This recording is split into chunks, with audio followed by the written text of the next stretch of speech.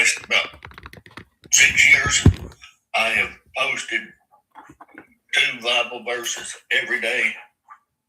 Oh. What'd you post today? You know, wonder how many that is. 2 a day for 6 years? That's a lot of Bible verses. So, what Bible verses? I was wondering how close I was by posting the whole Bible. Do some math. What Bible verses did you post today? I don't even remember. I posted so many.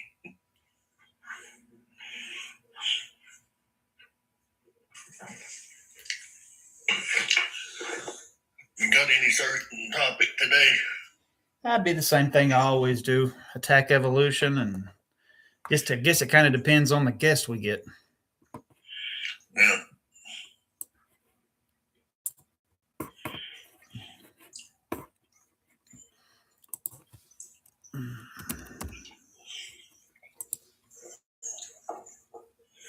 Got it a good one yesterday, didn't you? Yeah, I got some good ones yesterday, and I got some crazy ones yesterday too. Yeah. Hey guys, how you doing? Doing good, brother. How are you? I was wondering, what does that pre-tribulation false mean? A lot of the churches teach today that Jesus can come back any minute now and rapture the church without any prerequisites, without anything having to happen, and so that's not biblical. Well, the rapture's happening right now in certain locations. Oh. There's 3 Oregon shadows moving across the surface of the earth right now. They're about 1,000 kilometers wide. One of them's over Venezuela, one over Greece and Western Turkey, and one over northern China, Korea, and Japan. And I think it's a frequency raising, so it's like rendering the new simulation. So if you can't maintain the frequency, it drives you out. And that's the sorting, the rapture. Well, that's not how the rapture happens, though. It's not according to the Bible. Well, the rapture's... is it in the Bible? I thought that other lady prophesied it, that it was a later day prophet. I don't know anything about that. The Bible says that Jesus comes back in the clouds at the sound of a trumpet and the voice of an archangel. So that's... Yeah, no, that's going to happen. Yeah, no, I agree. What I believe, and I'm not trying to argue, is that just from what I understand, what's happening now is that this is the onset of Christ's consciousness, and that this is the return of Christ. That Christ, this is just kind of what I was picking up from like Edgar Casey and some of the stuff that I've come across, is that Christ was the first of us to achieve enlightenment, and that He is our shared consciousness, that all species on Earth have a shared consciousness, like when fish swim in a school or birds flock. So that's an example of that. So that, and it is in the Van Allen radiation belt or Akashic record where our consciousness is. Man, you got to stay away from that weird stuff, man. That's not. Okay, so you're not subscribing to that? I was just wondering. No, man. Jesus was he didn't receive enlightenment or not like anything like that, dude. He was the Son of God and God incarnate Himself, right? So, okay. Well, yeah. No, this theory says that we're all part of God. Yeah, that's that new age stuff, man. It's really weird and strange. And well, what they're saying is that it's what the early Christians believed before the Council of Nicaea altered the text. Well, that's not true at all. And the Council of Nicaea didn't alter any text. Okay, well, I mean, I'm just saying it's a hearsay. I was asking your opinion because you seem to be more of a traditionalist. Yeah, the Council of Nicaea didn't alter any text. Like we know what the Christians had and what they were copying because we have the manuscript tradition. We know what manuscripts they were copying before and after the Council of Nicaea, and the Council of Nicaea didn't change anything. It's really based off of a movie, the Da Vinci Code, and it really has no bearing in truth. Okay, so what do you think about that they say that like the bankers or the cabal have to tell us what they're doing? Man, I stay away from that new age stuff, dude. I'll be honest with you. It's just really weird. No, because it kind of ties into it. And I was just wondering because I'm kind of a real layman's Christian and not a Bible and verse guy, so I just thought I'd ask. Yeah. Well, man, get into the word, dude. Don't allow this. Sign? What has to happen before the tribulation?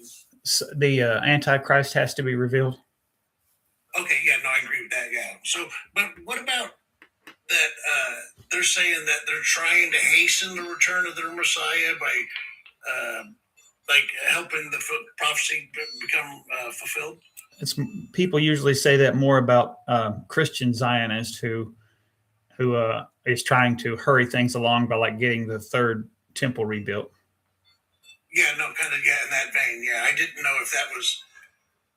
I don't know. There's just so many things that seem similar, and I'm not one to judge and say that, like, the world's coming to an end because that has seemed that way many times before and didn't happen. So, yeah. There's just a lot of doom prophesizing out there, and I was just kind of getting confused as to what to. Yeah, man. Well, I would say, get into the word, and I would encourage you to get away from that new age weird, hippie stuff. I'm not down with Eastern mysticism. That's kind of why I was. But like I said, there's a lot of doom scrolling out there, and I've just been introduced to things I hadn't never heard before. Yeah. All right, man. Well, hey, I'll leave you alone. I appreciate you answering my question. Yeah, man. Thank you. Yeah, take care, brother. All right, be good.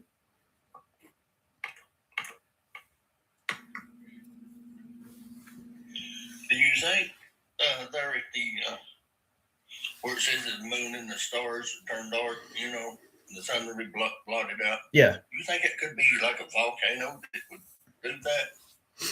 Good question. Yeah, I don't know. It could be because it talks about the earthquake. So yeah, it very well could be that causes this. Because it's something that I would imagine that it's like a haze you got to see through because it causes the moon to turn red. So that could be. I've studied volcanoes and stuff for a long time, and since I've been disabled since 2002, so it's given me plenty of time. So Yellowstone, they've had a lot of geologists that quit because they were so concerned about the earthquake and everything. It's rising and going back down, and new steam vents start opening up and everything else, up there. So if that super volcano went off, that could very well be it. They'd have a problem. How are you? Good, bro. What's up? Man, doing good. What you got on the topic, brother? Yeah, it's symbolic, and also evolution is explained in Genesis. So, I don't agree. No. You said Genesis. You said evolution is explained, or? Yeah. Where's evolution? You might not agree with it because it's not a literal interpretation. But, yeah, that's what I'm saying. And especially with the flood in Noah's Ark, right? So. Where's the storm? Where's evolution explained at? The evolution of man. So what happened was the beginning, right? I'm not going to answer that question, but you're not going to answer it. Listen. Okay. So with Adam, if you believe in this is my belief, it's a coincidence. Same thing I say about Korah in the Quran is that it's very similar linguistically, right? And there was knowledge of some level of science, at least at the time when the scriptures were made. Obviously, you can tell by the references. They know what a heart is. They know what certain body parts inside are. So when I look into Adam, and I look at splitting, the rib, splitting from the atom, what does that remind you of? Well, splitting an atom molecule, right, in that form, like an electron or splitting from that atom. So you look at that, you could explain in that interpretation there's Big Bang, or you could just think it's literal, I guess, whatever you think. And then on top of that, when they have the serpent coming here and talking to Eve here, giving her the free will to indulge in the fruit. That's the evolution of the life, which is energy from the splitting atom, Garden of Eden, and then the breath of life into Adam, right? That's also similar to the belly of Buddha or the breath of life. You're right. Okay. Anyways, a symbolism. If you want to laugh at it, it's fine. People laugh at your definition as well. Anyways, but I'm not. Here's to finalize it. Sure. Okay, wrap it up. When the snake is talking to her, it's not saying evolution. It's saying, "Hey, you want to eat the fruit, right?" And what's the thing here? It's the choice of the thought. Hey, should I have the fruit? And the free will to actually do it or not.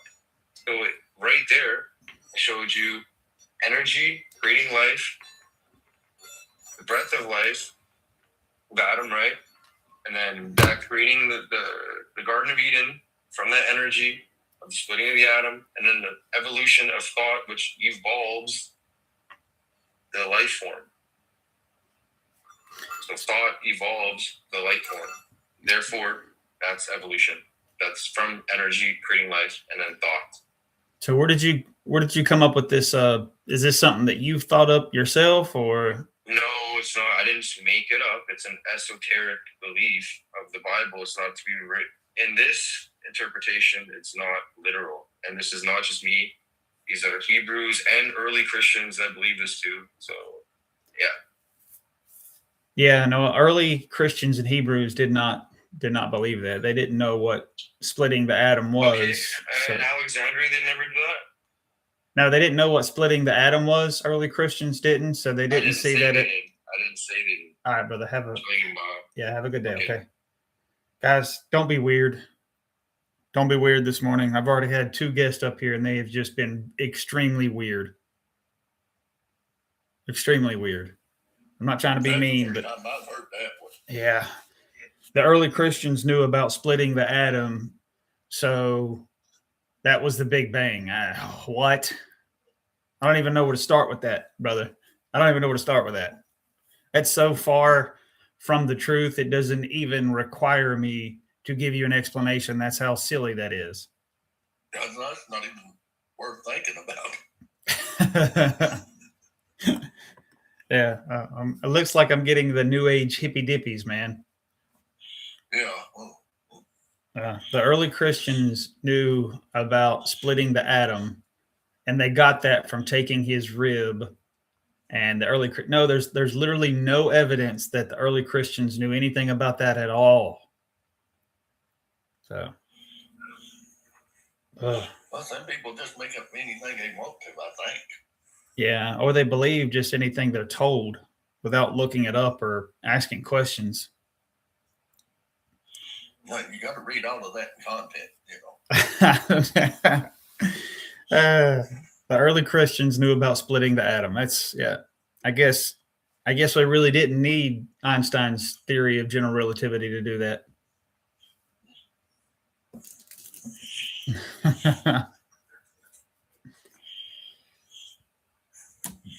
I may not know everything, but I mean, that one, got me. Yeah. Well, maybe we'll get some good guests. We're off to a terrible start, so hopefully we'll weed them out very quickly. And he can only get better, I guess. Yeah.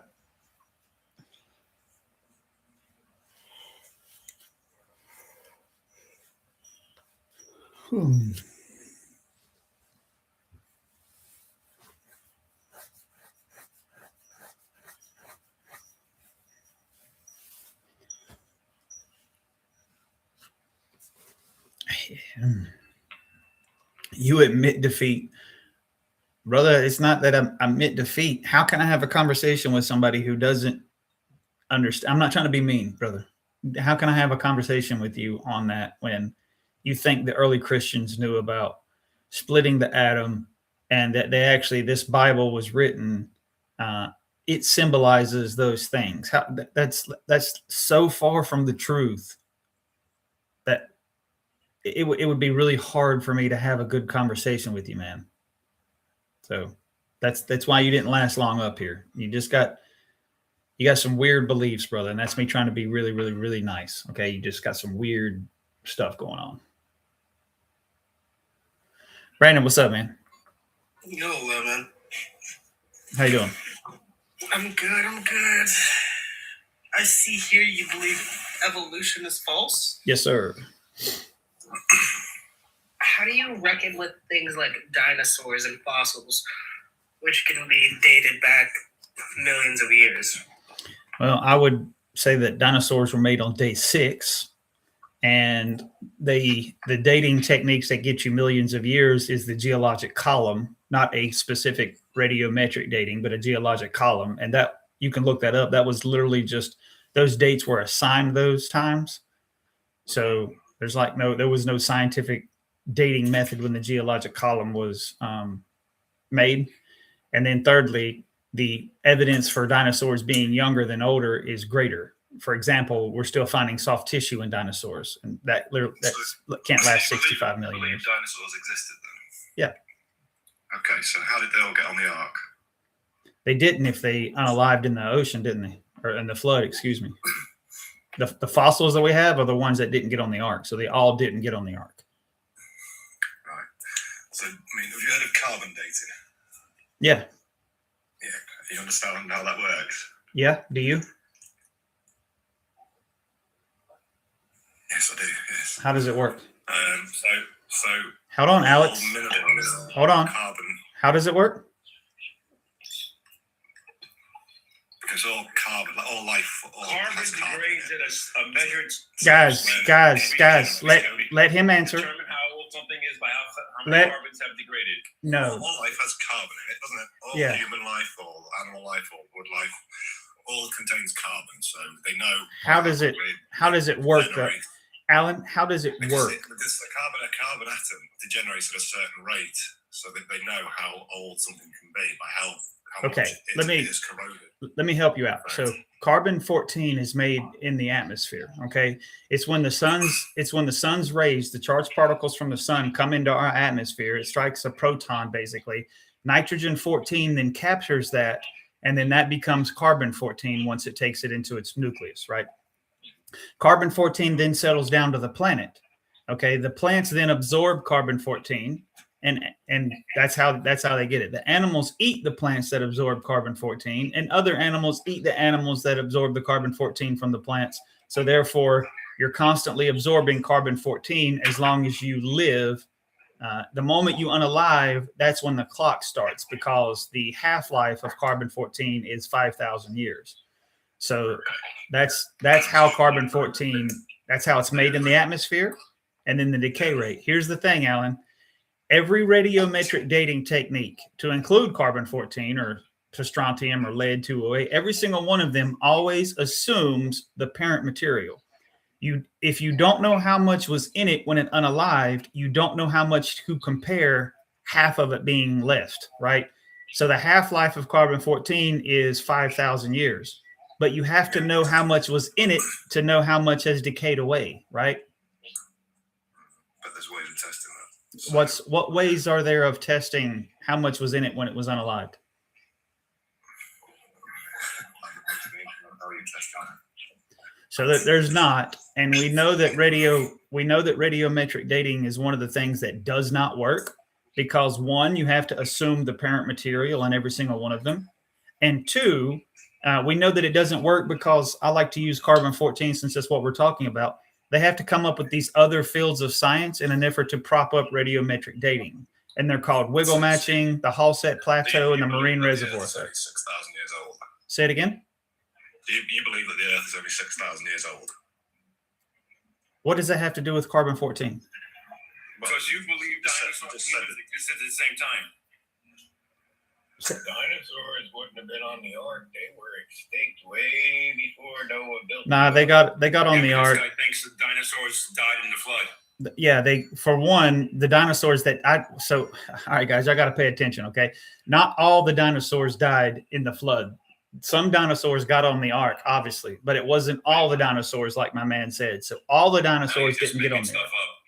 How am I making it up? Dinosaurs were Nothing in the Bible mentions dinosaurs. Wait, So how could they have been a lot? They wait, were extinct? wait. One at a time. You said nothing in the Bible on dinosaurs. Is that what you said? That's what I said. Go It's to not Job. mentioned, not one dinosaur is mentioned in the Bible. Sure. Go to Job And I'm 40. not talking little reptiles. Brother, I'm talking dinosaurs. brother, go to Job 40. You have a Bible with you? Or would you like me to go there for you? You can tell me if you know what it is. Yes. While I look at it. Sure. See if Job. you're right. Yeah. Job 40, chapter 40, verse 15. It says, "Behold now behemoth, he eateth the grass as the ox. Lo, the strength of his loin is in the navel of his belly. He is the chief of the ways of God. His bones are like strong pieces of iron. His bones are like pieces of strong pieces of brass. He can drink up a river, not just any river, but the Jordan That's River. describing And a his dinosaur? tail swayeth as a cedar." So you have to understand where this is written at. Like the cedar trees of Lebanon, that's in the Middle East. It's literally on their flag, and the cedar trees over there are some of the biggest trees in the world. And that's what other animal has a tail as big as a cedar tree? That doesn't mean it was necessarily dinosaurs, though. Thank you. He's just probably You know describing what I a mean? reptile. Guys, Could be an alligator. yeah, an alligator walks around and eats grass. That's great. Yeah, alligators eat grass, and then their tails sway like cedar trees. Their tails drag. Getting upset, man. Why are you getting emotional, man? Relax. Because Relax. no. Don't come in here and tell me that that this is not describing a sauropod dinosaur and that it's describing an alligator, and then you have to say the alligators eat grass in an effort to make that work. To use my imagination to make it work. So all the millions of dinosaurs all died out at the same time in this one flood, and yet still in the sediment layers, when they dig up fossils, they are all at different stages, which was millions of years apart. No, they can't be millions of years apart because you have what they call no, they can't. They have what they call polystrata fossils that connect these layers. 250 million years ago, some existed, and then You they never all asked died the out. guy's question of whether or not you think the Earth is only 6,000 years old. Guys, y'all are like bombarding me. Give me a second here. I don't mind answering the questions, but we can't flesh out a topic if everybody's going to different ones. So those different layers, right? Those layers are formed in what we call hydrologic sorting. So that's proof of a flood right there. That happens in water. It's hydrologic sorting. Secondly, What is hydrologic sorting? take get a jar, put dirt, sand, rocks, water in it, shake it up, and you'll see it. It'll come out in layers. It's called hydrologic sorting. But when we're talking about these layers, are we talking about, like, say, for example, you have the Grand Canyon, right, where you have layers and you Yeah. can see those layers? Are you Yeah. saying all of those layers were formed hydrologically? Yep. There's no erosion marks in between them, and there's no pressure marks behind them. So we know that they were formed in water. It doesn't necessarily mean that there was a flood. You know what I mean? We do know that there was an ocean in that area, if I'm not mistaken. Right. So that doesn't mean that there was a flood. yeah, but when you got, are you familiar? Dinosaurs were extinct before man. Are you familiar with are you familiar with polystrata fossils? With how much water there is on the Earth. No, but I don't think that would Yeah. discredit the idea that dinosaurs have been found millions of years apart. Hydraulic sorting is occurring as we speak in every single ocean on the planet. Oh my goodness. All right. So if you look up polystrata fossils, we know how these are formed, right? These are formed in catastrophic events. We saw this in Spirit Lake. And most of the time, they're not always trees, but most of the time they are trees. They're fossilized trees that go through many different layers. So in other words, your layers can't be millions of years apart if you have a tree connecting them. A tree didn't just sit there for millions of years while slow sediment covered it up, right? This shows that it was a catastrophic event. And polystrata fossils are found all over the Fossilized planet. trees. Say it That again. tree only represents one place, though, right? You could have But these are multiple layers found. across- These are found all over the world, brother. It's not just one place. But still, that doesn't negate the point that you could have multiple layers in multiple places representing multiple different points in time. You know Yeah. what I So mean? yeah. So You when could we have see one fossil that's when we 250 million years old in one place and another fossil that's 40 million years old in another place, those two things don't collide with each other. the fossilized tree in between the layers means that these layers cannot be millions of years apart. Are we tracking with that? If they're starting from a different base point, then it doesn't matter if they're fossilized between different layers. Does that make sense? No, it doesn't. If the layers can't be millions of years apart, then that doesn't make sense. You're wanting me to grant that these layers can be millions of years apart, but they can't They if are. you have a fossil going in You between have- them. Can you have two different trees grown dates. 1 million years ago and another tree grows a 500,000 years ago? There's a whole lot of time in between growth. Come on, guy. There's a All trees didn't grow at the same time. so you think the tree sat there for millions of years while it was slowly covered up with sediment? What kind of how long does a tree last where you're at? That's what they call it a fossil. You just defined a fossil. Actually, in most cases, they weren't slowly covered with sediment. They were suddenly covered with sediment. They had to be Regional- They had to be covered with sediment. All right, thank you, Joe. They had to be covered with sediment very quickly. It couldn't have happened slowly. It had to be very quickly because the tree would have rotted there, Einstein, before it would have turned into a fossil. Yes, So that proves rapid- Small regional event covered them up. Not That a proves global rapid barrelment. The only problem with your regional event hypothesis is you have them like Yellowstone where they're stacked on top of each other. So you have many of these trees through many different layers, but still connect each other to the next layer. So that right there shows that it can't be just, it's not just regional. And it's Could not be just, multiple regional events. yeah, I mean, yeah, if you want to say that Close to true, I don't believe it is. But right. So we're going to look at the evidence that's worldwide and come to the opposite conclusion that this is just smaller regional it's crazy incidents. that I'm almost 50 years old and I've never heard a reference to what you're talking about once.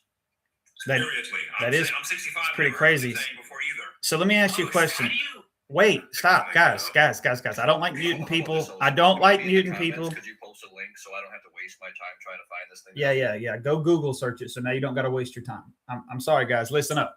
If you want to last up here, okay, you got to do. We're going to do one at a time. You got to stay on topic, and if you make a claim, you got to support your claim. Okay. You've still not answered the question. Do you think that the Earth is 6,000 years old? Yes. According to the Bible. Really? Honestly believe that. Yes, I honestly believe that.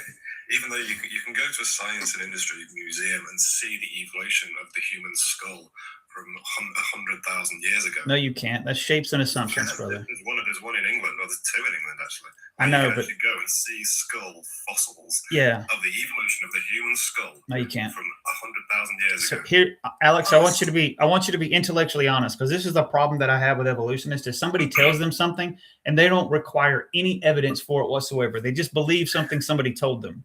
And What do you mean require That's like you're evidence? doing right now. Wait a minute. Someone told you Christ was real and you believe it. guys, let me talk to Alex. Yeah. I'm going to stay on this topic right here. I'm not going to run off another topic, and then I will get to you. But here's the deal: if I get one more interruption that tries to that spider trails us, I'm just going to remove you so that I can continue the conversation with Alex, because I've allowed it for too long, and now we're not getting anywhere on a specific topic. We're going in too many different directions. All right. So Alex, you could not possibly use fossils as evidence for evolution. I could prove that those things are the last of their, or I could claim that those things are the last of their breed, and they died out after that. They didn't have any children that lived. Could you disprove that? Because you can literally see it happening through time. How can you see it happening when you're looking at They have Alex, fossils. Alex, They have fossils Alex, of Alex, let me get it out. And then when I get it out, deep skulls let me that get it have out, fallen Alex. from Alex. 100,000 years All right, ago man. Have a to good one. humans For the love of today. everything holy. What's going on today? Can y'all not pay attention? Can y'all not listen? You're answering the question that I haven't even asked yet. Are y'all okay? Are y'all okay? Are you so outrageously stupid that you don't understand that you can't answer a question until the person has asked it? Just trying to finish answering your last question. Yeah, let him finish his thought. Oh. But can I answer? So you say you believe the universe is 6,000 years old, right? Yeah. But how do you reckon with the fact that we can literally see into the past, right, using satellites, How do you- telescopes, things like that? Do you know And what? we can I'm see I'm sorry. Go ahead. the I thought universe you were done. redshifting, right, because of the expansion. How do you reckon with things like that? Yeah. So you got the redshift, which is what scientists say it's a makes it millions and millions of years old or whatever. Do you know that in the Bible 6 times it says I think it's 6, might be 7, that God said that he stretched out the stars like you would a cloth over a table? I think it's 7 times. What does it have to do with the universe being more than 6,000 years old? If the stars were stretched out, would you see a redshift? If the stars were stretched, how are you defining stretching? Right? What? The universe is expanding Brother. faster. So when you said the redshift, I just assumed that you. So do you know why they call it the redshift? What causes it to shift red? Yes, the universe is currently expanding. Yes. Okay, so it's called the Doppler effect. This happens in waves. You can see it with light. You can see it with sound. What it was, yes. Okay, well then why would you ask me a question? Maybe I'm losing my patience. Why would you ask me a question? Then why would stretched light be red? Your question doesn't make no sense if you understand it. So why would you ask me that and ask me to define stretching if you know what the Doppler effect is? That wasn't because stretching and expansion are really the same thing, but maybe I'm being too semantic, right? Yeah, you're being way too semantic. If God stretched out the stars, would the light from the stars be redshifted? Yes or no? I mean, technically, but then you're being really generous in the Bible's interpretation of what the Bible says. The Bible just says that God did it. And then when we look out in this, the Bible doesn't say this is what caused it, obviously. The Bible just says that God stretched out the stars, and this was clearly there before we ever found the redshift. I'm just saying this is what the Bible says, and then when we look out into space, we see evidence of stretched light everywhere we look. In every direction, we see stretched light. So can I have a counterpoint on a similar note? So are you familiar with the constellation Pleiades? No. It's the constellation of stars featured on the Subaru logo. And it tells the story of the 7 daughters of Apollo. However, there's only 6 stars in the constellation, meaning that this story was told from a time when there were 7 stars. Scientists looked at that constellation and saw that one star had actually drifted in front of the other and caused that star to disappear from our night sky. And so we've been telling this story ever since that astronomical event happened. That movement happened about 200,000 years ago, meaning that we've been telling this story for the past 200,000 years. The story and of similarly, the oldest known structure built by man, the oldest standing stone structure built by man, is carbon dated to 10,000 years ago. All right, so I've been through carbon dating already, so I can go through that again about how that doesn't work. But your Pleiades story, that can't be true because that story wasn't around 200,000 years ago, brother. Then why is there 7 sisters that one of them always goes missing in that story? I don't know. I would have to look into that. I don't know the exact details on that, but I do know that your Greek mythology was not around 200,000 years ago, bro. So there's no way that they were telling this story of Pleiades and that mythology wasn't around 200,000 years ago. Even if I would grant you those time frames, they wasn't around. So that cannot be factually accurate. I think I have a point here. What's your name, sir? William? William? Yes, sir. Sir, if evolution... Lastly, the flood being real, I agree on that because... Gabriel. William. Can I finish up one last... If evolution... Oscar, can I just quickly finish I have a quick one related to your point. Regarding the flood thing... Hold on. Let Gabriel finish off, then I'll move to you. Myths all around the world that with a big flood at one point or another. So I'm just doing some light research. Hold on now, Brandon. Hold on, Brandon. I'll get to you. Hold on, Brandon. Go ahead, Gabe. I'm sorry. Just that there's a Amazon myth of a flying fire snake where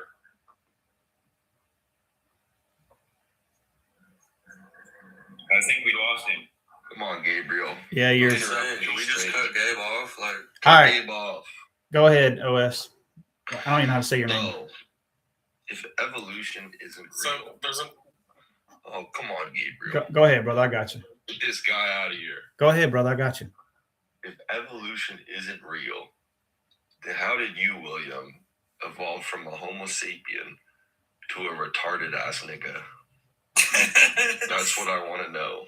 Come on, guys. You're going to get me kicked off TikTok. Can't use stupid language like that. So host. Yeah.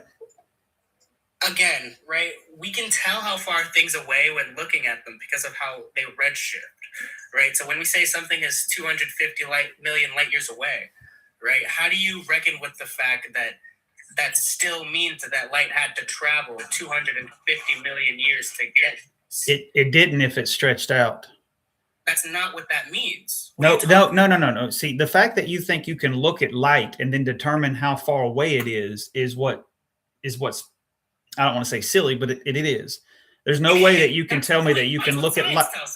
No, that's you gotta. Guys. So what you can't just make that claim and then you can't have it. You can't make that claim right there and then not understand behind it. So there's no study this stuff. You can do this, brother. Do you have an argument that's not from authority? Because I don't care that you're saying really smart people say this is true. I require evidence. This is true. I don't know what else to tell you. Okay. Thank you for the comment. It's factual. Thank you for the conversation. I appreciate we have run out as far as we can on it is just true. I require a little bit more evidence than it is true. Okay. So William. Yes, sir. I grew up with like a family saying, and in like the church saying the same things you're saying. Mm-hmm. So in one hand, I got my Bible, and in the other hand, I got to graduate from public school. You know, they're making me do that too. So I'm studying at school and I'm studying the Bible. Okay. And I love both. And you know, I got atheist friends. I want to talk to them, but they're like, you know, they don't believe that the Earth is 6,000 years. I don't either. Okay. So my question is, why, for you, like, why do you think that God isn't powerful enough to put evolution into the playbook? And you know, men lie. Like these are men's stories in the Bible. God is greater than the Bible, ain't he? That is his word. Now, if you want to say that you believe in a God that done evolution, that's fine. You can believe what you want to, brother. You just can't say it's the God of the Bible. You're free to say whatever, you know, it's this other God, that's fine, but it can't be the God of the Bible. Well, it could very well be the same God that David worshipped. No, because we know what God he worshipped. And Not we have everybody was David, though. You know, we're all unique in our own. Yeah, but man, we have what he wrote. We have what the early Christians wrote. We have the Old Testament. So we have a very good chain of what they believed at the time and who they believed in. And then to say that he believed in a God that done evolution, when the book that he even went off himself says the exact opposite. Not David, obviously, but says the exact opposite. 3,000 years later, we have more studies at this point. Yeah, and I don't think anything that would shows that the Bible's not accurate. Everything that we brought up so far is, hey, look here, host, it's absolutely true. Okay, do you have any evidence of that? Yeah, it's just true. Trust me, bro. Okay, well, how, you know. The Bible requires you to kind of just trust, you know, things like that quite a bit as well. No, my faith is not without evidence. And when I look around, I see exactly the way that God said he did it. For example, when we talk about evolution, if I believe in microevolution, obviously, but I do not believe in macro. So I believe that God wrote within the genetic code, obviously, enough diversity for things to adapt to their surroundings. But it's always going to be within the genetic code.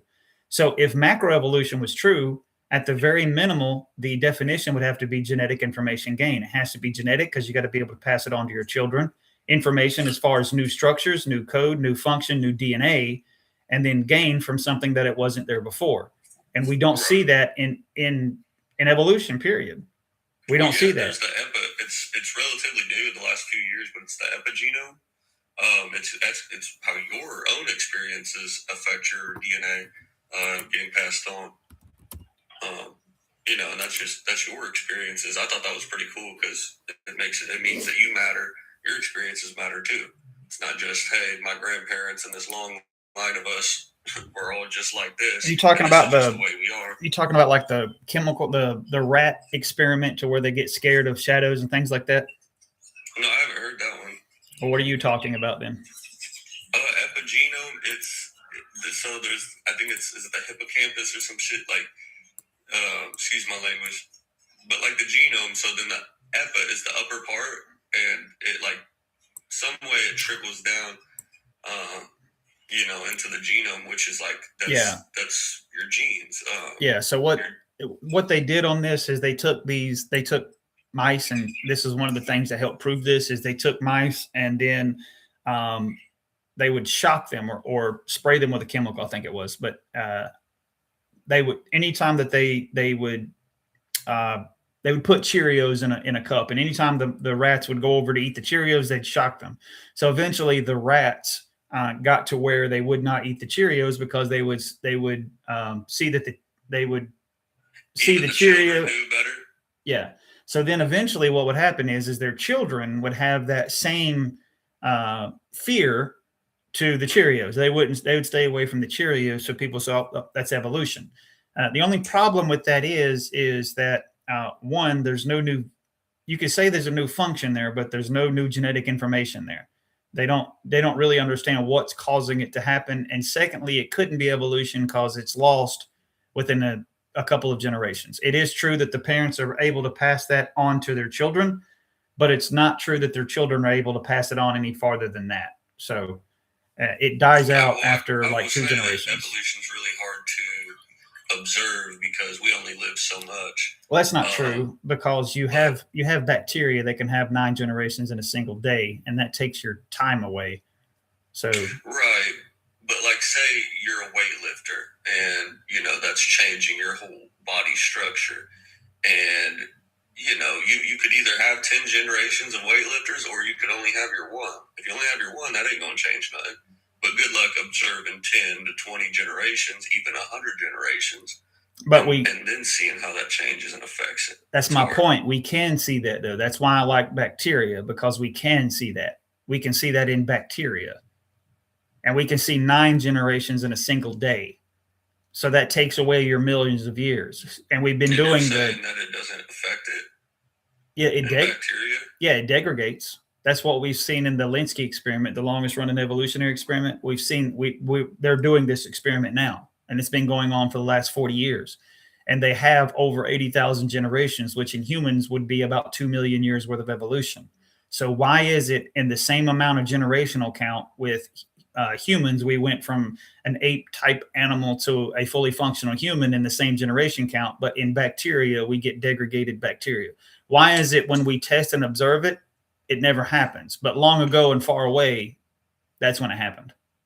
Well, so you got some animals like lions and tigers, they can mate and they can make a liger, but that liger can't make kids, right? But that's a totally different cat. And then you have other animals. It's a totally different cat. Yeah, it's different, but it's still a cat. It's still in the cat family. Well, yeah. And that's what I'm getting at here, is that there was other humanoid species, just like Homo sapiens. There was other Homo genus, whatever. I get it, brother. I get it. Can we stay on topic, though? Why did we see it long? I mean, we both already conceded that we both agree in microevolution. So cats from cats is not going to be that. That's an example of micro. So that we don't have to bring that up. But why is it right? So why is it long ago and far away genetic information gain happened, but when we test and observe it today, all we see is degradation? What's degradation? Losing information. I actually have an answer for him that he might understand if it pleases you, sir. Okay. So Adam and Eve were created in perfection. Yeah, they were created from the ground, and they had all of the genetic code to give us what we have now. They had the pigment to give us all of the skin color that we see today. They have the genetic code for all of the different distortions of body types. They had all of that genetic code in them, just such as the original cat, the original dog, the original elephant, whatever you want to call them, the original X, Y, and Z. All of this genetic code was perfected, and then it degraded. So you don't get a dog from a cat over millions of years. You get a different kind of feline. You get a different kind of canine. Okay, there you go. Correct. Yeah, there was other humanoid species. You could say humanoid, I don't know. But basically breeding that created us, which, Adam and Eve, this perfect version. But that's different though, brother. Where are you getting that from? Because you went from micro to macro. Well, it just kind of makes the most sense to me. 6,000 years ago, we have Adam and Eve, but that was actually the process of breeding, essentially. God made them. Are you a? Let me ask you this, Mark. Are you a Christian? Are you a Christian? Yeah. Jesus is amazing. So David's amazing. why not believe what they say about the book? Why did they lie about this part? Why is the Jesus part true, but the Genesis part a lie? Well, then I've heard Moses wrote Genesis, the first 5 books of the Bible he wrote.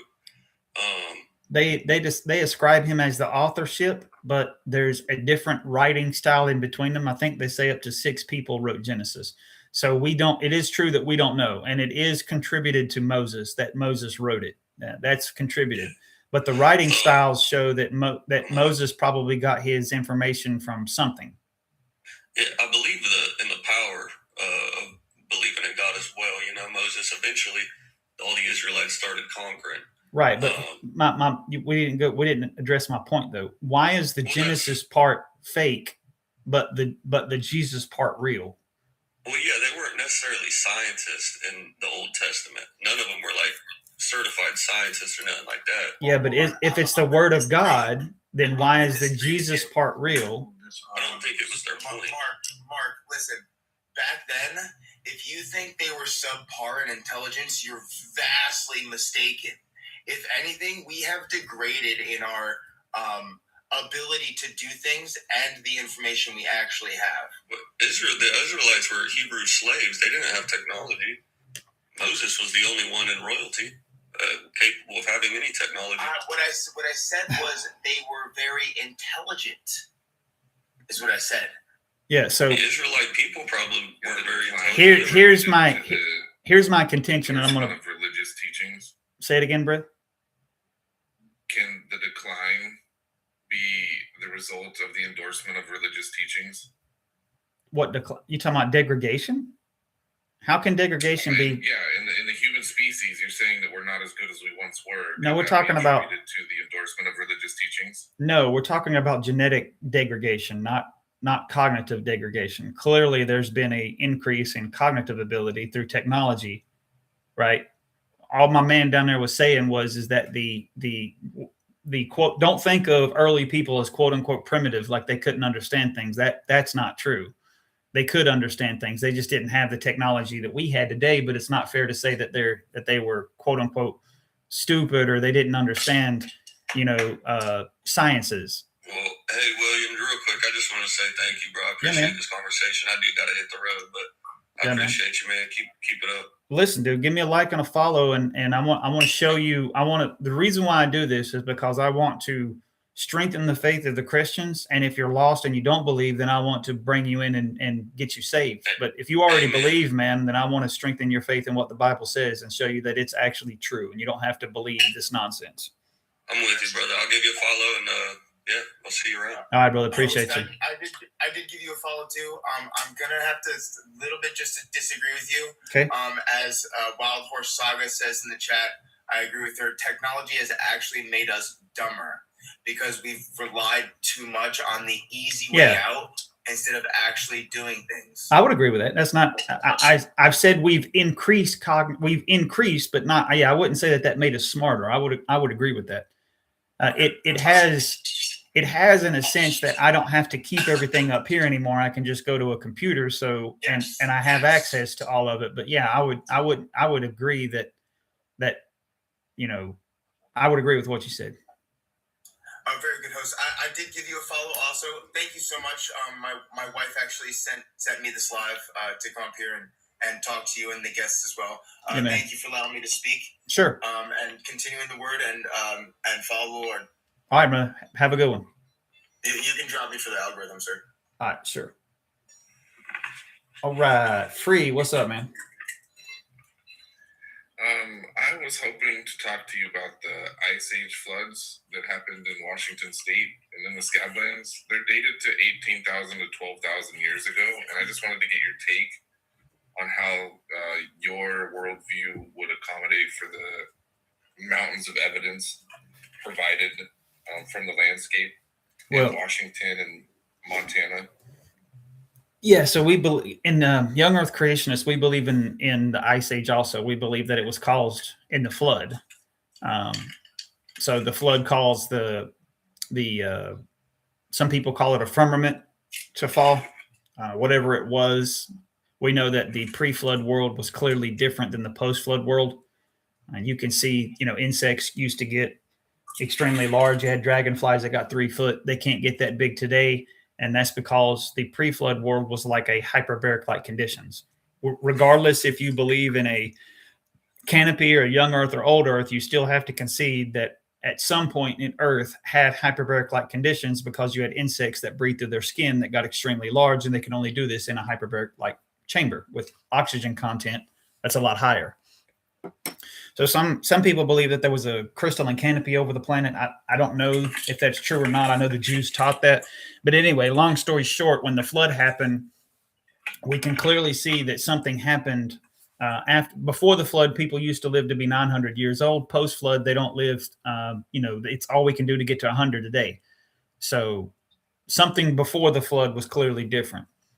A lot of people believe in it was a comet that come in, hit the planet. This caused the fountains of the deep to break open. The comet would have an ice tail, obviously. Super cold ice is magnetic, so the ice would have went to the poles.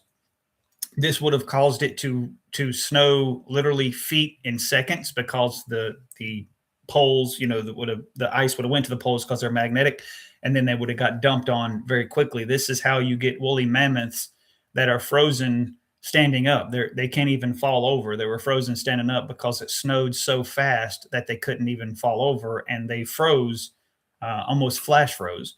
And we know that the environment in which they were in at the time when they froze wasn't snow. They had flowers in their mouth. So it wasn't snow when they froze. Something happened to the mammoths that caused them to freeze instantly, and it snowed so fast they couldn't even fall over. And again, we know that they had flowers in their mouth, and this wouldn't be copacetic if they were walking around in a bunch of snow for there to be flowers, right? This caused the ice to head farther, all the way into the Americas, just like we see we see evidence of the Ice Age. And then there would have been a band around the planet, obviously, that would have been warm, like the equator, that wouldn't have been frozen. So as young Earth creationists, we believe in the Ice Age. We just don't think it was tens of thousands. My issue is that you state according to your worldview, the Earth is only 6,000 years old. You're in alignment with what the Bible teaches. Yeah. Okay, so how do we have floods? We have evidence. We have mountains of evidence of a flood happening 18,000 to 12,000 years ago in the Pacific Northwest. And there's no evidence that the entirety of the land was ever covered in water, but there was a massive flood. Sure, there's actual physical proof there was a flood, but it didn't cover the entire land. Yeah, but there's actual physical proof that the flood did cover the entire land. I can make a prediction now that if you're standing on dry ground and not bedrock, that you can take a core sample of wherever you're at, and you're going to see layering. You can also find a fossil on Niagara Falls, by the way. Yeah, this happens. One of the tallest mountains. Niagara Falls is the tallest mountain. This is this is called hydrologic sorting. So you see these different layers. This is hydrologic sorting. But I was saying one of the tallest had the fossil on it. Yeah. So there's literally proof of a worldwide flood all over the world. You see hydrologic sorting all over the planet. So yeah, there's more than enough proof for a worldwide flood. I'm not just talking about like soil or sediment samples. I'm talking about there's 50-foot ripples where you can see where water drained rapidly. Yeah, there was the landscape directly. It's not about we found some of this stuff that washed down over here. Brother, there would have been landscape dictates that there was a flood, which I don't think you find very many places in the world like you do in the Northwest. Free. So I posted a link to a website. Free, I got you. I posted a link to a website. If you want to go and bring that up right now, you can see. All right, what I'm talking about. I got you. So there was a worldwide flood, clearly. And then after that, there could have been different regional floods. Yeah, God said he promised not to flood the entire world, but we know that there were floods after that too, but they were more regional. For example, the Grand Canyon's a great example, right? The Grand Canyon, we know, was a catastrophic flood event. It happened after the flood because the sediment layers were already laid down. So the Grand Canyon is a prime example of one of these, regional floods. You still have you can go see the shoreline of the lake that used to be back behind Grand Canyon. It was an earthen dam.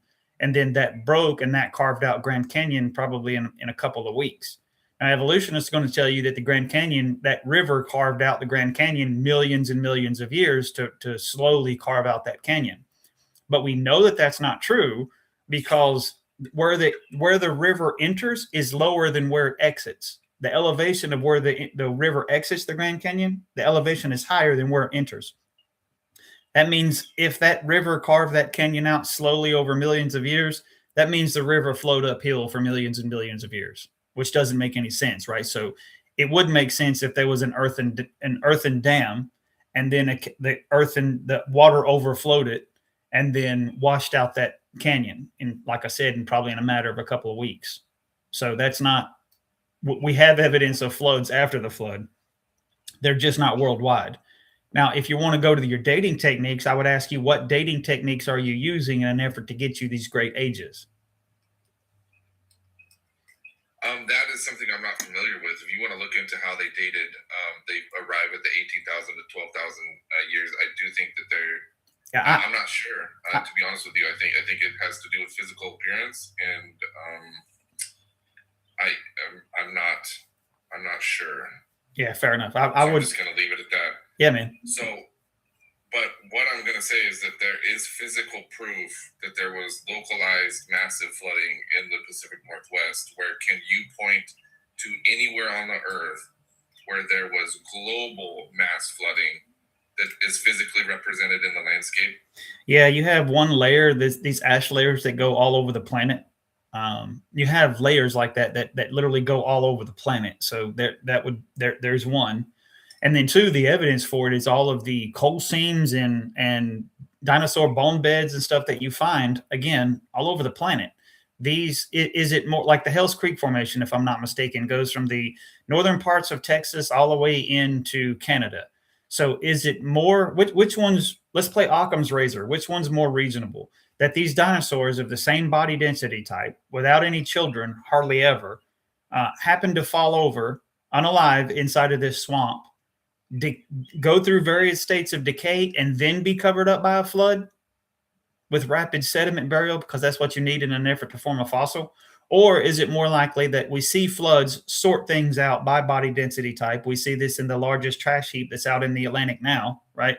It'll sort things out because the currents will do this, right? It'll sort them out. And then as the waters receded, they unalived in the flood. They floated around in, for several months in various states of decay because they're unalived.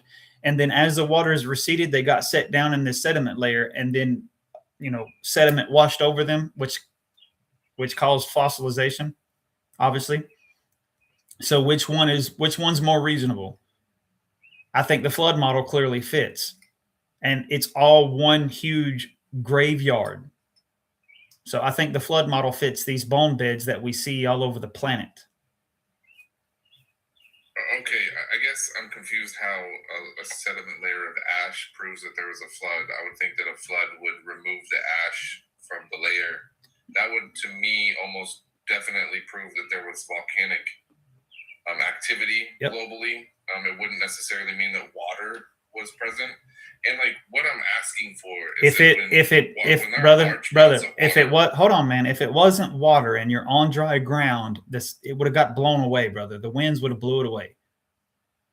You can see this there's still ash in the sand traps at the golf courses in Moses Lake where I live from Mount St. Helens. It hasn't blown away. Yeah, but it's not uniform all over the planet either, though. If you want to say that it fell uniform all over the planet, if it fell in water, that's fine. Water would hydrologically sort that out and lay it down in a neat layer. It wouldn't be uniform all over the planet, brother. You're telling me that there's no place where Mount St. Helens blew sand and sand traps and it didn't blow away? I'm just saying that it's still present in a very flat and windy area of the Pacific Northwest because we are on a basin. Right, but it's very windy. So right. I would imagine that if ash is going to blow away, it would have blown away by now, given the environment. I think it's very reasonable to say that the reason why it's in this uniform layer all over the planet is because it got laid down by water. I think that's very reasonable to say. Okay, so if there was, There's also a no layer of erosion water, marks in it. Where did that water go? And can you point to any physical change where that water rushed out? You know, where there's a flood, like what we see in the great floods, it doesn't cover all of the land, but there are remnants of the terrain being altered. Yeah. Have you by the seen? massive amounts of water? Have you seen Where did all the water go? I think it's I'll answer your question. I think it's Montana. Have you seen the plains and the prairies and stuff? You know, I'm not from that area, so forgive me if I got the state wrong. But you see it in the westerns. That I'm talking about. Yeah. Yeah. That's all reference to the same flood that I'm talking about. That's water rushing off of the continent. So the where the water is at, it's in the oceans, right? So the Bible teaches that that God made the planet to be inhabited. He said, "Be fruitful and multiply." Whatever that pre-flood world looked like was clearly different than this world, because what do they say? Like 3% of the planet's now habitable. Most of it's oceans, mountains, and deserts. So only like 3% of it is habitable. When before that, then obviously the planet was made to be inhabited. So the pre-flood world looked totally different. Secondly, when you have the Bible teaches that the layer of water was underneath the crust of the earth. It says that the land was founded on the water. You can say, I don't believe that, but you can't say the Bible doesn't teach it. So Actually, it teaches that there's waters above the firmament. I got you. So in Genesis, when it says that it rained for 40 days and for 40 nights, that's not where the majority of the water come from. It rained for 40 days and for 40 nights, but the water continued to rise for over 150 days. This means that the water come from the fountains of the deep when the fountains of the deep broke open. So you have a layer of the crust, you have the water underneath. The water goes from underneath to on top, and then it floods the world. And then in the book of Psalms, it says, as the water receded, the mountains arose and the valley sank down. So if the valley sank down, the water gets heavy on top of the crust buckles because there's no supporting structure underneath it no more. When the crust buckles, the mountains arise and the valleys sink down. Valleys sink down, mountains arise. We can also make some predictions off of this model. We could predict that most of your mountain ranges on the planet will follow the coastline, because as the water goes down, the crust breaks and you have these mountain ranges. And sure enough, if you just Google mountain ranges on a map of the earth, you'll see that I think it's something like 98% of them follow coastlines. That answer your question, brother? If you look at I turned my camera on. If you look, this is the path of the Missoula floodplain that you were referencing with the physical evidence from Montana. So you can see that the physical evidence doesn't prove that there was water covering the entirety of the land. It just, the only evidence that is present is that's not true, brother. I've given you, just because you have additional evidence here, right? As the waters receded, it would have been caught up in pockets in other places. And then, like I said, with Grand Canyon, it could have broken an earthen dam and then had a secondary flood of that area there too. It's still part of the main event though, right? But then when you say there's no evidence, yeah, there is evidence, brother. I've given you hydrologic sorting, polystrata fossils. These layers are not millions of years old because you have fossils that connect them, right? So you keep repeating that there's no evidence of this worldwide flood. I don't know if you're just not hearing me or if you just don't want to believe it. Are there other logical explanations that could? Yeah, I'm trying to give one, but I can't talk right now. Trying to give one what? Go ahead. I have an explanation that clears both of you on this. It makes you both come to the same page, where both of your facts are true. The problem is nobody wants to admit it. Now, let me get the sentence out, and then you can both tear me apart. But think of it like this: the world is flat. God made it like a pedestal, kind of like an ottoman. It has foundations that are somewhere anchored, because it says that he will not be moved. It will not move. The stars, the constellations, 13, travel around Polaris in an east-to-west rotation. 13 months with 28 days, because it's 364. It's a complete yearly cycle. The sun makes it an infinity sign as it goes up and over from one belt of like Cancer to the equator up to the other one, and then it goes in an infinity up to the top. That's why we have the seasons. As it comes back down, we have fall and then summer.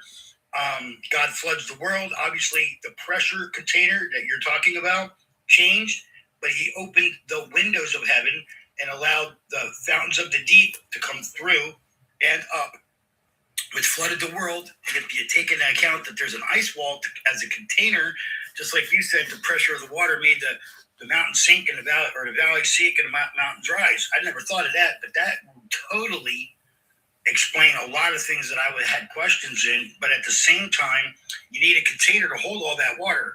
Globe theory does not work for a flood, but it does work on a flat Earth model. Now, I'm not finished. If you take into account that when God rescinded the waters after that 140 days, the waters went back into the places where he founded them in the center of the earth, wherever that may be, and they're locked away not to retreat because he voiced it so. He basically said, retreat back to your boundaries and do not cross them. And that's why we haven't seen that type of situation again. Now, if you consider that the world was flooded at one point, like if you filled up a cup full of water all the way to the top and the land was underneath it, it would still back up all your claims as far as the animals being pressurized into the ground at certain levels, and you can see that all over the world, even if it's flat around. I understand that. Now, the other sir, I forget which one was talking. He left. Idiot something, I think your name was. He left. I can't. What is it? He left. Oh, he left already? Yeah. Wow. Anyway, I was trying to get him to see that if you look at the Bible, Genesis 1:1, God created the heavens and the earth was without form and void. I picture that as like a stampable ground earth unit. I get it. Water. I get it, man. I think he left because we were talking about science, and then I was giving him evidence for the flood, and then you kind of come in here with flat earth stuff. And that usually kind of throws people off because it's just so unscientific. Well, and the globe model is explain to me how I can look over 33 miles of water from Michigan to Chicago coastline and see it perfectly when it's supposed to be 1,000 feet under the water. Yeah, it's one of those. I usually, it's not. I don't do this, but just so you know, this is one of the things they taught us in sniper school because it's refraction, right? Moisture. Hold on, brother. Hold on. You asked me a question. Now, please just give me the dignity of answering that question. It's called refraction. You can have it with moisture in the air. Moisture in the air can also cause you can see mirages, right? It'll move light. And you can see this when you put your hand in water. You can put your hand straight in water and you see that your water shoots off into your hand. Reflection looks like it shoots off into a different direction. This is called refraction. So the reason why you can see is because light bends in moisture and water. And so that's why you can see over the horizon. I understand what you're saying. And I'm looking at it like this. You're saying that the sun is producing a mirage, bouncing the reflection of the city off the water onto the firmament, and that's why we see it, because that's the only way that would happen. If the coastline is 1,000 feet, 28 feet, or 1,028 feet below the water level, and that shadow is being cast on the water, the only way we would see it flat and level is if it bounces off the firmament flat and level at eyesight, and that's why we're seeing it. Would you agree to that? Because if you do, then you're believing in flat Earth. But No, I wouldn't. Because there's no other way to see that city refractal-wise. What are you talking about? Light? I'm standing 33 miles away. Yeah, light bounces off everything, brother. What are you talking about? Okay, so what I'm saying is the light is bouncing off the city into the water. How can you see the backside of the water from where you're standing? Because the earth drops 8 backside of the water? 1 square What do you mile mean? What do away you from where mean? you're at. What do you mean? So the light photons hit the object and then they bounce off. And then when they hit moisture layers, they travel along with that moisture layer. It's refraction. I still agree with that. But what you're trying to say is that those elements that happen form a perfect picture of an entire city, people, buses, trees, walking at eye level. That's It's not. impossible, bro. It's Think not. about it. It's not perfect. I've seen the videos that you guys have shown. It's not perfect. I can show you one right now where it's perfect, as close as to the human eye can see it. You pull out a Nikon 1000 and you can see it crystal clear. Well, even walking on the street. that's even if you could, that'll be great. It'll be great. Still, light refracts, brother. It doesn't mean it's flat. Okay. Yeah. I just so strongly, I agree with 99% of what you say. That's why I keep coming in here every week. Yeah. And I wish you would just open your mind a little tiny bit and do some research. I have, brother. And the problem that I have with flat earthers is, and this is no disrespect, please don't take this as you're good. they Say what you're gonna say. Yeah, they believe, man, how can I say this? Everything is a conspiracy. I'm a good conspiracy theorist. I like a good conspiracy as much as the next guy. And yesterday's conspiracy theory is today's news. But there is a point to where there is so much of it that just does not make any sense. Like, what is the moon? Is it a light? Is it a rock? Have we landed on it? The Bible says, no, we haven't landed on it. The Yeah. Bible says that it is a luminary. Yeah, so now I have to a flashlight. Yeah, so I have to believe that this flashlight has craters on it. I've never seen a light have craters. That doesn't make any sense whatsoever. A light has Taking your reflection cause, the light is refracting off of, it's a physical thing. I mean, I believe personally that the moon and the sun are physical entities up in the sky, and that there is a something, I don't know what it is. I'm not saying it's black sun. I'm not saying it's this or that. Okay. Whatever God made, the lesser light and or the greater light, whatever those are, the sun and the moon have their own courses. And if you take into the magnetics of the planet in, I get it, but it's see how they can rotate it's got around each other. it's got craters. It's got. I got it, brother. I got it. Let me just finish. Let me finish my thought process here. It's got it's got craters on it. I have to head out because I have church. Okay. But I'll give you a follow so Thank I can join in some other time. Yeah, appreciate it. Thank you. Thank you. The moon has craters on it, right? You can literally see the Earth's shadow on the moon. I don't know how that works in flat Earth because the Earth shouldn't have a shadow if the moon is inside the Earth. There's a lot of things about flat Earth I don't understand yet. Yeah, but then, man, it's just now I have to believe that our biggest adversaries in the world are in on this lie to assist us in this one thing. Like, why does China take pictures of our landing site on the moon? Why do they publish those pictures of our landing site? Is it to also keep up the lie? I have to believe that. Then I mean, think of it like this too. I got it, brother. Let me just. Trying to make, I know. Let me ahead, just. finish your thought. I know. I just Yeah. wanted to add to your thought. I'm not. I got you. But then you got like, I'm just telling you all of the things that we have to believe. It starts to get a little bit fanciful. But I have to believe the final experiment that they took some of the most prominent flat earthers out there, flew them out to the Arctic, and then showed them a 24-hour sun. And now you have to say that those guys are just liars now because they agreed with it. No, what they were paid fake flat earthers. Yeah, If you look at the model that I've seen, that I know of, if you stand on Antarctica and it's not a continent, if you stand on a certain point on the shelf, it'll look like the sun is just going around your head because it literally is. On the infinity sign where you're at on that wall, it's in the top of the sky in one area for like 3 or 4 days before it starts to unwind and come back down that infinity symbol towards the middle of, towards the tropic and then the equator and then the other one, Cancer. I don't know which one's on the inner and which one's on the outer. And so I'm see, just saying, when I talk to people in here about like creation and flood and end times, when I talk to them and I actually show them science about how evolution's not true, give me evidence, and I actually go through the evidences of doing that. Do you think that it would be reasonable for me to go, well, they're actually just paid actors? So the reason why evolution isn't true is because they're just paid actors. All these scientists that disagree with me are just paid actors. Okay, I'll say it like this: no, because that would be ridiculous and silly. And I understand. Maybe I misspoke, but they're not the most prominent flat earthers that I would have picked if I was going to fund a system like that. Here's another thing that I had to look at. So I'm still going through all this stuff, bro. I was born into a Christian family. I've been studying the Bible all my life since I was a little kid. I don't know how many times I've read it, actually, maybe even all the way through and or sections at a time over and over again. I can't tell you.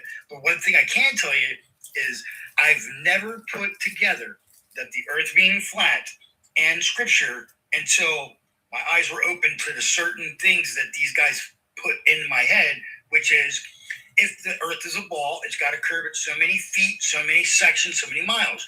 When you do the math, none of it works out.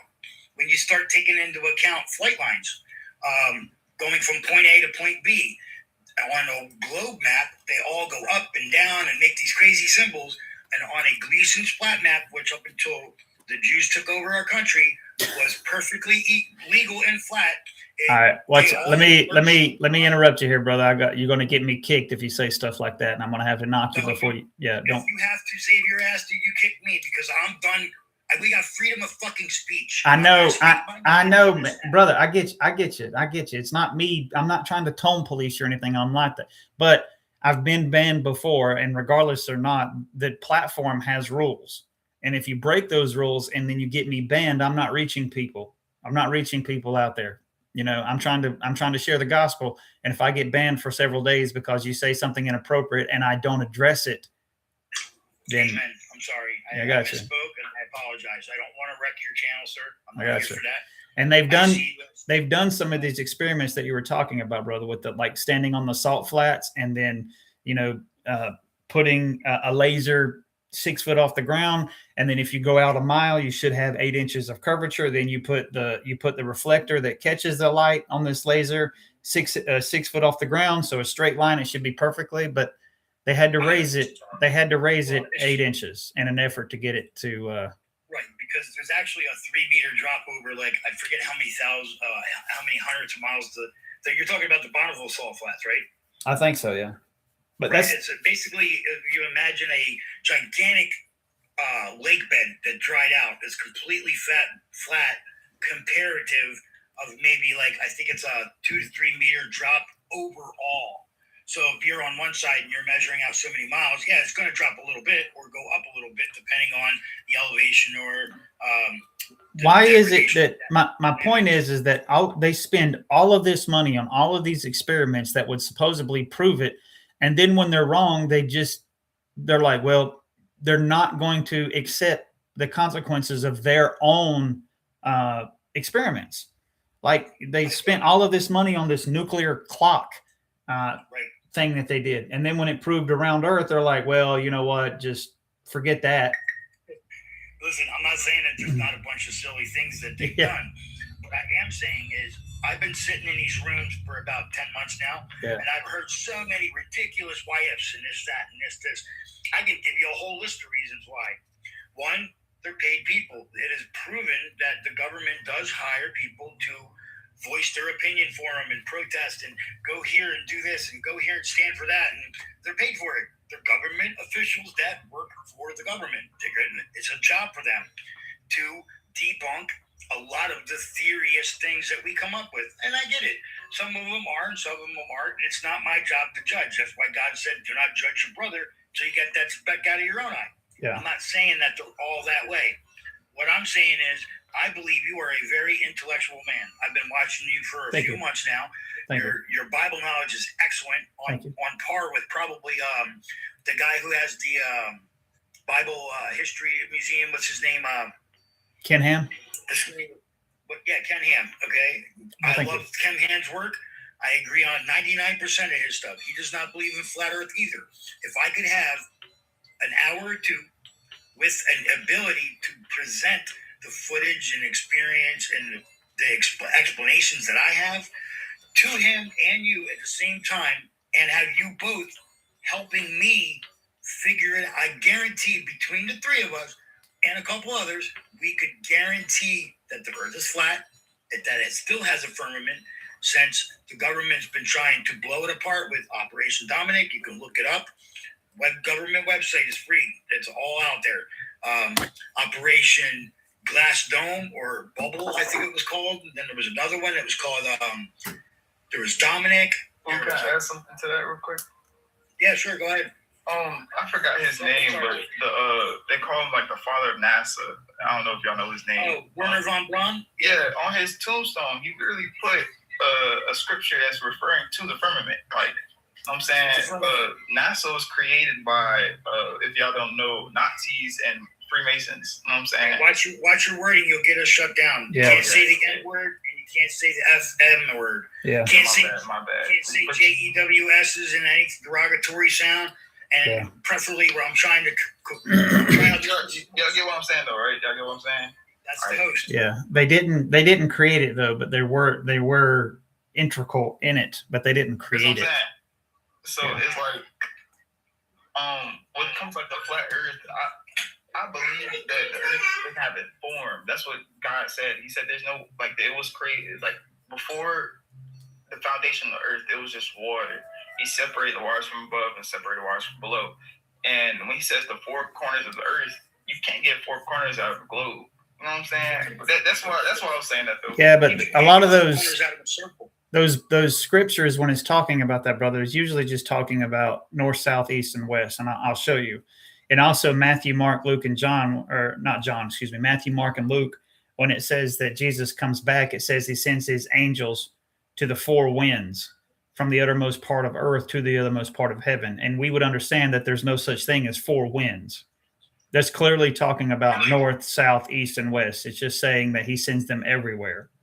So the same thing, when you're talking about four corners, four winds, in my opinion, these are cardinal directions, not actual corners or not actual Where's winds. your main basis? So you don't think you think the Earth is a globe. That's your point. Yeah.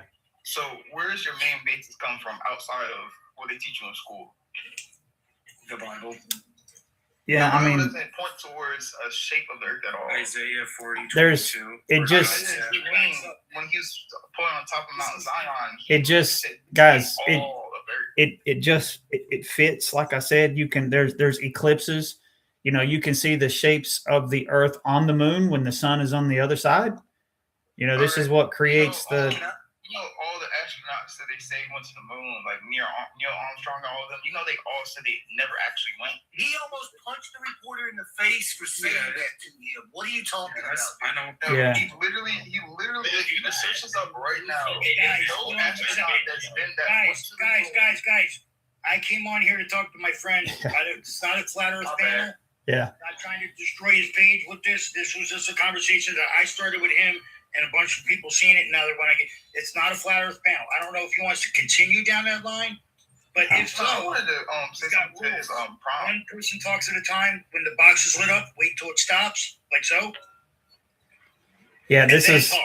this is not a flat earth. I don't mind answering questions for the most part, but I will control it a little bit. But yeah, some of the stuff that just to answer your thing real quick, Marlon, is a lot of those things that you're referring to is literally the astronauts like joking at the time, and then people cut them out of context. It's not there. None of them has actually come out and said, "Guess what? We never went." That's not what it was. And then all right.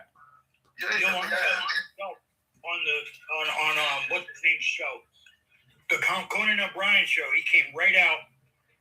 Conan O'Brien. He wasn't even alive during the Conan O'Brien show, dude. I forgot his name. Not Neil Armstrong. All right, let's move on. I have a question, if you don't mind. Sure. So, I'm looking at the prompt. It says evolution is false, and I'm not really religious, and maybe I'm agnostic. But Okay. How do you explain, wisdom teeth? How do you explain the gallbladder? How do you explain, specific things that we don't need anymore in the body? I thought human beings were made in God's image, and they would be perfect, correct? I got you. So that would be examples of degradation, not evolution. Even first of all, you're going from an argument from what's called a vestigial structure. So Let me ask, what is degradation? yeah, let me go. So what you're doing is an argument from a vestigial structure. So even if that was true, which it's not, they're not vestigial. The appendix still has a use. Our wisdom teeth still have a use. I still have my wisdom teeth, right? They technically have a use because you're supposed to get rid of them, and also the appendix has a very large chance of bursting depending on certain people. You just don't need it anymore. And there's a lot of people. That's brother. well. Stop. And That's it's not also- okay. Let me help you out here. Because what you're doing is you start talking, then I can't answer you. That's not true. Just because some people can live without it doesn't mean it doesn't have a use. And the vast majority of people on the planet still have their appendix, and it still works just fine. It is a minority that have their appendix removed because of issues, not a minority. Second, also forgetting that if everybody gets their appendix removed, they don't need it. Nobody needs the appendix. no, just because you can live without it doesn't. If I chopped both your arms off, right? Could you still live? I could still live. I'd be affected if I got rid of my. Thank you. Got rid of my appendix. Yep. I wouldn't be affected. Yeah, you would. Yeah, you would. You're subject. Yes, you are. It's part of your immune system. You're subject. Just Google it, brother, please. Yes, you are. Your immune system is supplemented by a lot of other things. I know, man, but here's. How about we move on? What about? No. Here's what we're not going to do. Okay, we're not going to come in here and make these claims and then just say that you want that claim to stay out there and you're just going to move on because it is. We can disagree about things. I can understand that, but you are factually inaccurate. It's not us disagreeing. You can just do a simple Google search on this and ask, are you more subject to different types of infections when your appendix is gone? And the answer is going to be clearly yes, because your appendix is part of your immune system. I'm sorry, and it just said you do not need your appendix. It's not. Did you ask it? Are you more subject to? I just Googled it. All right, let's find out. So I challenge everyone to also Google it as well. Sure. Let's see here. I also bring that up, and I also bring the tailbone because if you just gonna say we don't have, you know, that we would. The tailbone. It just means that it was in a DNA code when we were created. No, but we. I'm going to get to the tailbone, but we're going to stay on this vestigial structure thing because the tailbone is anchor points for your reproductive organs. It's not vestigial. Y'all know, I find this very interesting, and I have no animosity whatsoever. I just like having these conversations.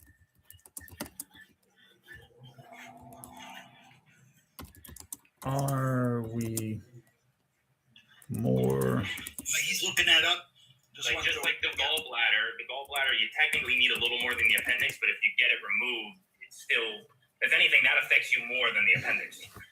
Well, I'm going to use this as an All example. right, so I just Googled search this right here, and you got to ask it specifically. You don't ask it, do we need it? Because obviously it's going to say no, you can live without it, which I would agree with.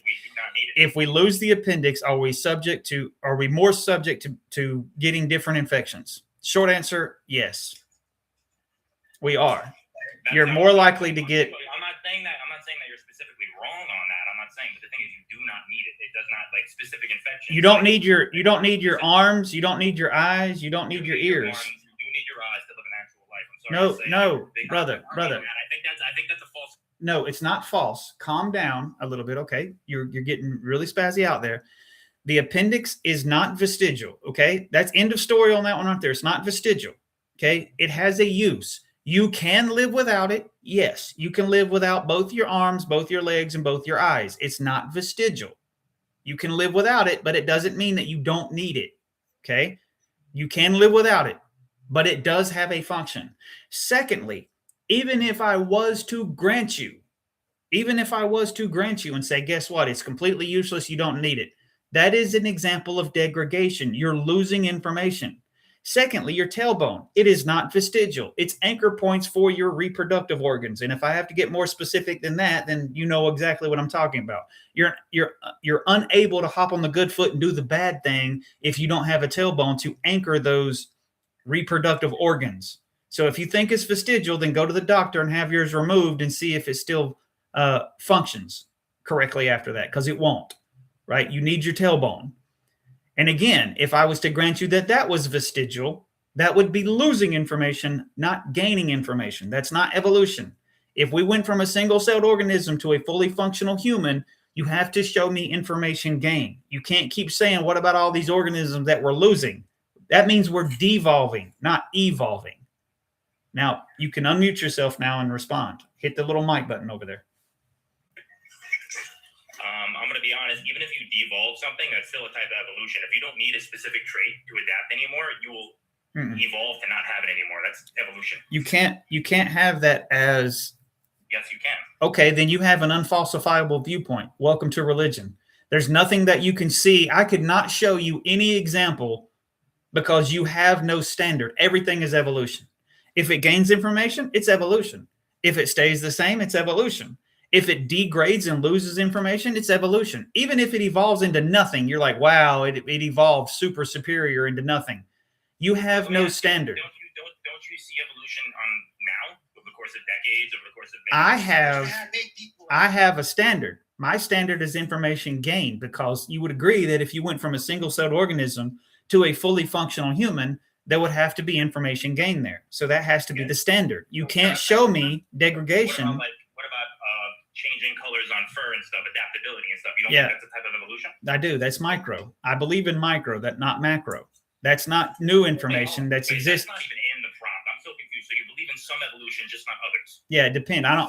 When I put things in the prompt's not big enough for me to put everything that I believe, so I simplify it overall, and then I have conversations with people. Can I say something? Yeah, go ahead. My question to the dude that's talking: why do you believe in a theory? Okay, see, the thing about the Bible, and especially Genesis, countries came together and wrote Genesis as true. Like they consider Genesis as true history, even if they don't believe in the rest. Wait, of the what Bible. did you said? Wait, you said countries got together and wrote Genesis? Yeah, no, countries got together and confirmed it as being the true history of like the beginning of the world. Like they don't argue about that. If anything, the world was more stemmed to spiritualism than how do you say realism, if you want to say, or human. What's the word for this? Like for example, how they went from herbs to pharmaceutics. Like, you know what I'm saying? Like they kind of drove away from everything being spiritual and being more fleshly, if that makes sense. Evolution was a theory, like gravity is a theory. All right, so Can I answer that quick?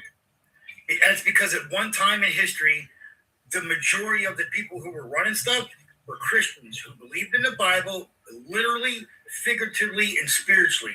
Then at some point, the powers that be that are doing things now had gotten mixed in with that crowd then and slowly worked out good ones, replacing them with dark, fake, religionists. Okay. Now, as they did that, they started to change what we learned, and that's why we're all having this problem. If you take flat Earth, you take religion, and you take whatever else, any other thing you want to argue about, you take them all together, put them on a timeline, and argue them out and try to help each other put them back in line, you will see that there is a steady cohesion behind why the government does what they do. Why are we not allowed to go to the South? All right, I don't want to, guys. Let's get this train back on the tracks here. So, electric. I do believe in microevolution. I think that God wrote within the genetic code enough diversity for animals to adapt to their surroundings. That's perfectly fine. But there's no macro out of that. So let me ask you this: so do you think humans just don't evolve like that, but other animals do? Because Now we do believe in that. micro evolve. I mean, that's You could say we micro evolve, but do you think that we don't evolve on the same wavelength as maybe animals? Let's just say we evolve. Whales having like knee bones and stuff of that nature, where No. they had legs before. No, brother. All right, so let me answer your question. Humans evolve just like the animals evolve, which is micro. There's no evidence that they evolved anything outside of micro ever. And if you got it, I'd like to see it. But again, the thing that you just used is the whale that used to have leg bones. There's only two options to this, and I encourage you to look it up because there's only two. Either whoever told you that is ignorant about whale anatomy, and that's okay. Everybody's not smart in everything, so that's fine to be ignorant about something you can learn. So either they misinformed you because they were ignorant, or they outright lied to you and told you that those used to be leg bones. They did not. The whale never had legs. Those bones are anchor points for the reproductive organs for the whale. That's not particularly true. I mean, it's just if they're segmented bones. Like if those bones, same thing with humans. If those bones were gone, it would not affect. Yes, it would. They could not make baby. Brother. Because I'm trying to stop you because now we're getting to a point. All right, man. Have a good one. Yeah, have a good one. Come back when you can look up something because my problem is I got it. My problem is that you are factually incorrect. And when I'm trying to assist you just to go look something up, those whale bones are essential to the whale. They have to have them to make baby whales, bro. They're anchor points for the whale's reproductive organs. And you just saying, nuh-uh. Okay, well, go look it up. I'm no disrespect, but you're not educated enough to have this conversation yet. You've been told something and you swallowed it and you just believe it without any research. They're not vestigial. They did not used to be wet leg bones. Okay. Please just go watch any debate about the whale's anatomy on this. And I promise you, you will come to the opposite conclusion because you are factually incorrect. I'm going to roll out in about 10, 20 minutes, guys. So I'm not accepting up any more guests. If you're wanting to come up, I apologize. I've just been doing this for about 3 hours. So I'm going to start winding it down. Sloppy, you were up here next, man. What you got? I was just going to tell him about the whole, I only joined up because I heard the dude say something about Adam and Eve or like how we're all created perfectly. No, that's false. Adam and Eve were not, never was it stated in the Bible that they were made perfect. It stated that his creations were made very good, even the humans. But it states that they were sinless and innocent, but God gave them free will. So no, they were not perfect. That's all I was trying to say. I'm going to half agree with that and disagree with it. He made them perfect in their form and in their thought and in their actions and deeds. He had to give them the rule. Otherwise, they wouldn't have free will. Because of free will, they fell, which made them in the current state that we were before Christ came. So I agree and disagree. Like, if we're talking from God's perfection, that we would all be NPC robots just worshiping God if we were all created perfect. That's why. All right. So we're That's where free will comes in. Of course. All right. Glad to join the live. You guys have a great rest of your day. Yeah, man. Appreciate you, brother. God bless. Daniel, what's up, man? What's up, man? I kind of got my answer earlier. I should have dropped. I was just kind of BSing in the comments. My bad. Bro. You're all right, man. What was your question? It was just about whether you believed in microevolution or macro, pretty much. Yeah, I got you. Yeah, I kind of see that differently too. I wanted to ask you about that.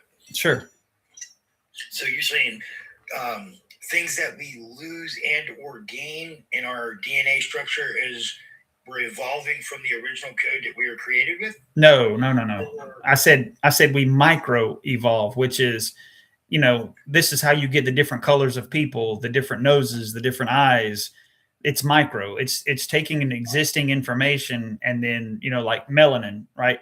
If I have melanin, I think it was you that said earlier that Adam and Eve were created with these already in them, right? They had melanin. So if you encourage more melanin, then you get dark skin. If you encourage less melanin, you get light skin. So it's not macroevolution. It is micro, but not macro. I agree. I just don't call it evolution because I think that's a bad word. Let me try to give you a different way to look at it. What you're talking about is if you take a white person of now time and you put him over in Africa, you leave him there for another 100 or 200 years.